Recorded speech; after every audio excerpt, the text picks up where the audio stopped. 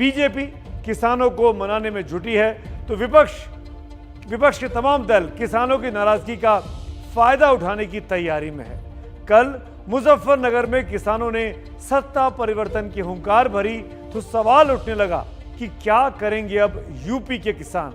इसके लिए देखिए हमारी ये एक्सक्लूसिव रिपोर्ट जिसमें यूपी के अलग अलग हिस्सों के किसान अपनी राय बता रहे हैं इस आंदोलन के बारे में और चलती हुकूमत के बारे में।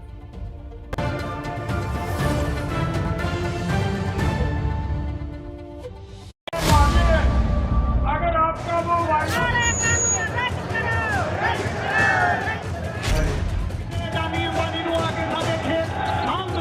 ये दोनों बाहरी लोग हैं, इनको यहाँ से जाना होगा। जो पानी सभी का धन्यवाद योगी बुगाओ किया जा रहा है पट्टा पहनाकर हमारे बाबा जी मनमोहन सिंह जी। उत्तर प्रदेश की जमीन महापंचायत से निकला महासंदेश। इनको यहाँ पे बर्दाश्त यहाँ की जनता नहीं करेगी तो पूरा करे। धन्यवाद सभी किसान। अन्नदाता किसान मतदाता भी है और मतदाता के फैसले का वक्त अब ज्यादा दूर नहीं। यही वजह किसान नेता कृषि कानूनों के विरोध के जरिए किसानों को साधने में लगे।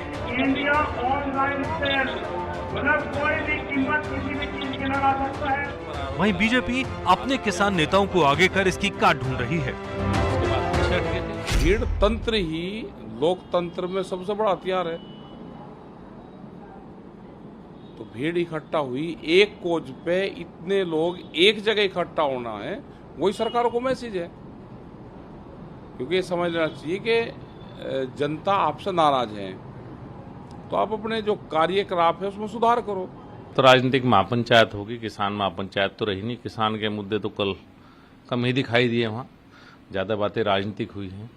अलग अलग पार्टियों से लोग आए हुए थे, सभी बसों पे अलग अलग पार्टियों के झंडे थे। तो एक तरह से कह सकते हैं कि किसान के कंधे का इस्तेमाल किया जा रहा है राजनीतिक लोगों के द्वारा। राकेश टिकैत जाटों के नेता हैं।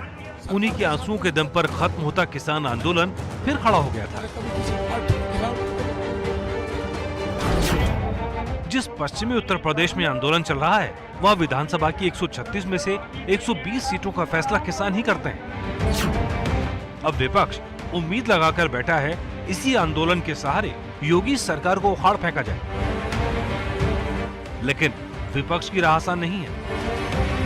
मैं बधाई देता हूं किसानों को जो एक साथ इकट्ठे खड़े हो गए हैं। किसानों का सम्मान भारतीय जनता पार्टी को करना चाहिए।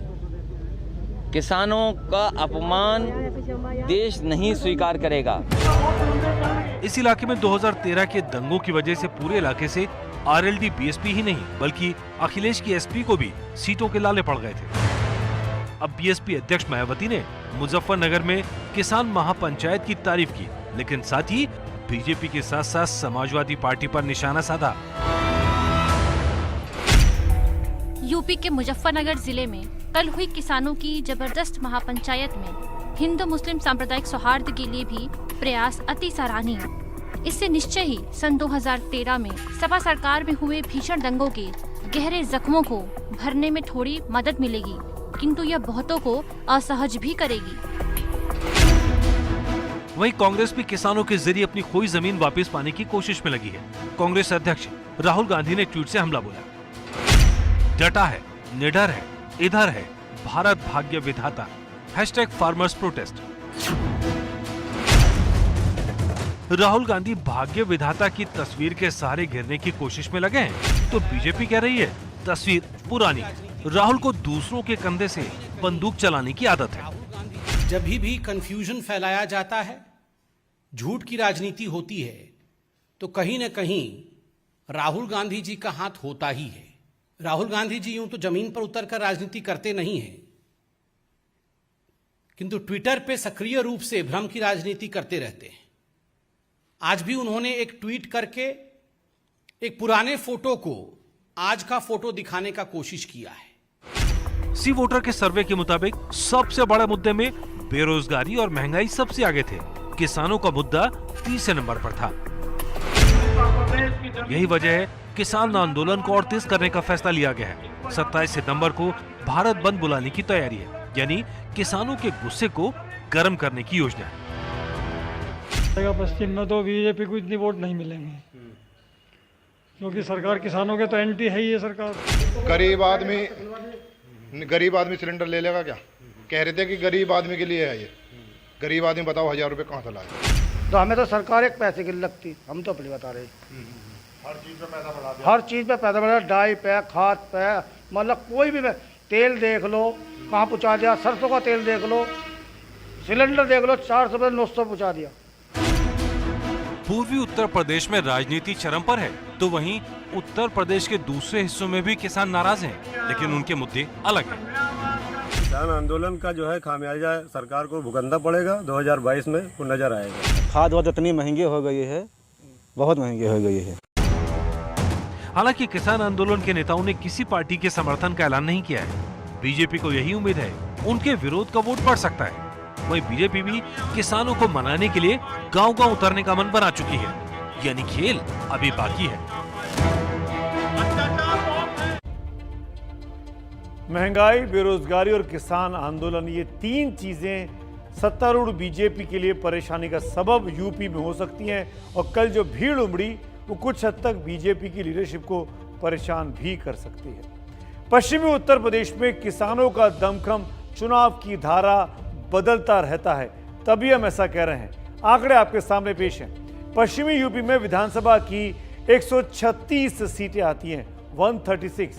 इनमें 120 सीटों पर सीधे तौर पर किसानों का प्रभाव है, यानी उनके वोट निर्णायक होते हैं। 2017 के विधानसभा चुनावों में बीजेपी को इन 136 में से 109 सीटों पर जीत मिली थी, और इससे आप समझ सकते हैं कि किसानों ने कैसे बीजेपी को जमकर वोट दिया और यूपी में, लखनऊ में योगी आदित्यनाथ की सरकार बनी।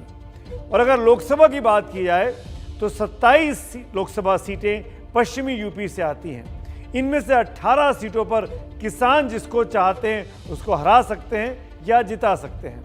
लेकिन 2019 में किसान खुलकर बीजेपी के साथ आए थे। इसको आप इस बात से समझ सकते हैं कि 27 में से 24 लोकसभा सीटें बीजेपी ने इसी पश्चिमी यूपी से जीती थी। इसीलिए किसानों का आंदोलन सरकार के लिए बड़ा सरदर्द साबित हो सकता है।